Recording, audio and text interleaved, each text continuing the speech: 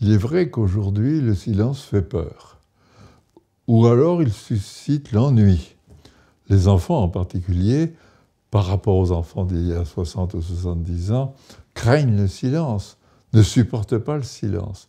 Donc, je pense qu'il y a eu là un tournant fondamental, finalement, dans l'existence des individus, et je me suis interrogé pour savoir si le silence avait été un trésor autrefois, et c'est la conclusion à laquelle je suis arrivé, effectivement. Le silence était une richesse pour toutes sortes de raisons. Il y a toujours eu des lieux propices au silence. Moi, je me suis cantonné au XVIe, XVIIe, XVIIIe et XIXe siècle parce que je n'avais pas la compétence de remonter plus haut. Mais il est évident que la nature, par exemple, les silences de la nature, ont été très appréciés, très écoutés, très sensibles en quelque sorte, qu'entre le milieu du XVIIIe et nos jours. En effet, à partir de ce moment-là, règne l'âme sensible, et l'âme sensible se confronte aux grands objets de la nature, aux grands objets sublimes de la montagne, de la mer, de la campagne, du désert peut-être surtout. C'est une de mes découvertes, si vous voulez, c'est que les symbolistes en particulier, et Rodenbach, le poète, ou Maeterlinck, ont accordé une énorme importance au silence. On le savait à considérer les tableaux, ceux de Puvis de Chavannes par exemple. Mais ces deux auteurs m'ont appris bien des choses sur le silence de l'amour.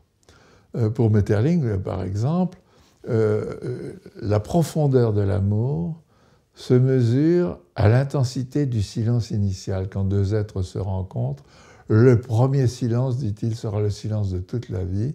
Ce n'est pas besoin de parler, il ne faut surtout pas parler, mais la profondeur du silence, de la rencontre des silences, en quelque sorte, sont absolument essentiels dans l'amour. Et dans ses poèmes, Rodenbach, pour sa part, développe cela, qui fait réfléchir. Mais on le retrouve aussi, mais d'une manière plus atténuée auparavant, chez Hugo. Dans les Contemplations, il y a des scènes dans lesquelles les amoureux marchent sans parler. Et Péguy, plus tard, donc un peu plus tard, dira que c'est la même chose en amitié.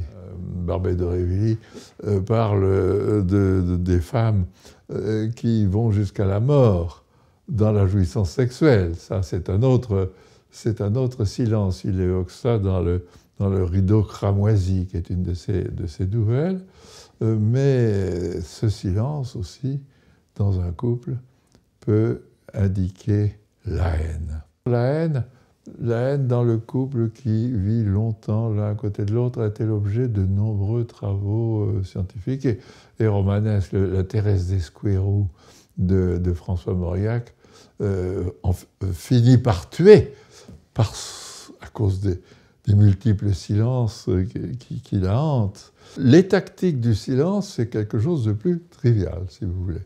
Mais depuis le XVIe siècle et le XVIIe, dans la perspective de la civilisation des mœurs, mise en valeur par Norbert Elias, le silence pèse dans la société de cour, par exemple. Il ne faut pas dire n'importe quoi. Dans ce milieu, les tactiques du silence sont très fortes. Et on nourrit toute une littérature que je ne vais pas énumérer.